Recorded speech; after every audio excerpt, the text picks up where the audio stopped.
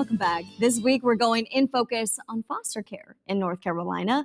State Representative Alan Chesser is a primary sponsor of a bill making changes to the laws impacting juveniles and associated services. What inspired you to become a leading voice on foster care in our state? It was actually by accident, well, slightly. So I'll give this to my wife. She gets full credit for this. So during COVID, my wife got pregnant. So we were going to have our sixth child. That ended up not coming to fruition.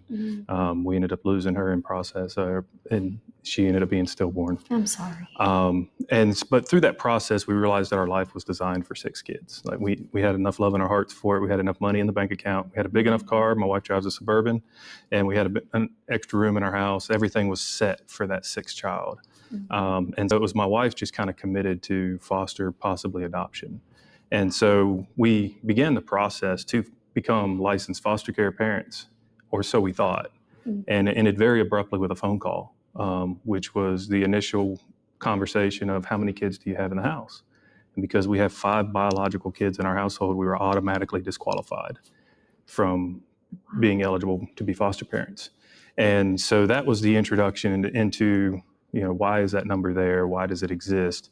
And this happened prior to me being elected. So that was my wife immediately after realizing the initial shock of me winning the election. Her immediate follow-up was like, you can fix it now. And that was the Loving Homes Act that we ran in 2023 to fix that loophole, to make more homes available. That's why we call it the Loving Homes Act for foster care kids, because we have a drastic shortage in North Carolina. And so just Nash County in particular, we have 87 kids in care and only 14 qualifying foster homes.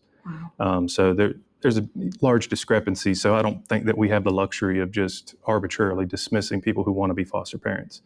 And so, and through that process of working the Loving Homes Act, we began to see it's kind of like an onion. Once you start peeling it back, it's layer and layer and layer of issues and problems and corruption within the system. And started learning some of the history of legislation that's moved through the body in the past and realizing why that legislation failed. And so just being a fighter by nature, I decided I wanted to pick it up and see if we can make it happen this time. Can you walk us through exactly what the act would do? So this is it's a large encompassing act. It's 28 pages. I think it's the single largest bill I've ever moved. I like short, concise bills because I've got a very small, finite brain. So I like to be able to know what my bills do. But this is a large bill that touches on a lot of different aspects of the foster care system. Primarily what it does is it creates accountability in a system that really has 100 different ways of doing it across the state. Literally 100 counties operate in 100 different ways with next to zero oversight from the state. The state has oversight, but they have no enforcement mechanism to force the counties to adhere to their rulings, if you will. And the bill changes that. So it gives the state oversight some teeth to it. It also changes the trajectory, I believe, of how the state government views the foster care system. So currently, I think we measure on the wrong metrics. We measure on how many kids we're taking away from, quote, bad parents. How many placements we have in foster care is the number that you'll get if you call and ask, well, how's the foster care system doing? Well, this is how many kids we have in care.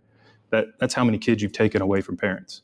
And then we look at adoptions and how many kids are in foster care, but we don't really measure reunifications with those biological parents or permanency placements.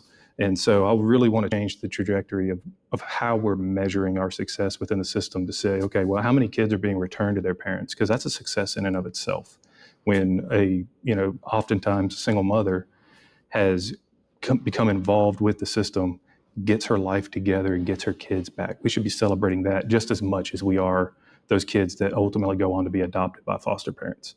And so I think the bill focuses on life outcomes for kids and prioritizes protecting individual rights and making sure that we have legal licensed placements for kids, safe placements for kids. What do you think made this a unifying issue in the House? Well, I think everybody has agreed for a long time, long before I got into the building, that this system was flawed and failing in some ways. And the one thing that I think brings everyone together in both parties is making sure we're protecting the most vulnerable, which are our children. And so I think it's a pretty easy issue to galvanize people around in a bipartisan way. Right. What else do you think needs to be done to truly fix foster care in North Carolina, especially if this bill becomes law? There's a lot left to do. I tell everybody this is a very robust bill. It's 28 pages, but there's probably 3 times as many pieces or proposals that were under consideration for this that we did not include in this bill. So there's still a lot of work and it's still a lot of discussion that has to be had moving forward.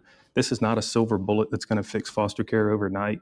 I tell people all the time, I think it's more like a ship. We've been heading in this direction for 50 years, and all we've done is turn the rudder at this point. We're not going to fix it overnight, but we can begin to change the direction we're moving in. And I think that's what this bill does. So I still think we have to get into staffing issues at DSS offices. That's going to look at the county-state partnership. Maybe there's an opportunity to partner on pay and salaries, kind of similar how we did with teachers in that environment. But that's a long way further down the line issue to be working on there. Yeah, one step at a time, Yeah. or 28 pages at a time. 28 pages at a time. I'll take it. If we could just open the door to where this is not a taboo issue and this is something like a reg reform bill that we can readdress every year to make sure that we're staying on top of it. We do agency bills for all other areas of government.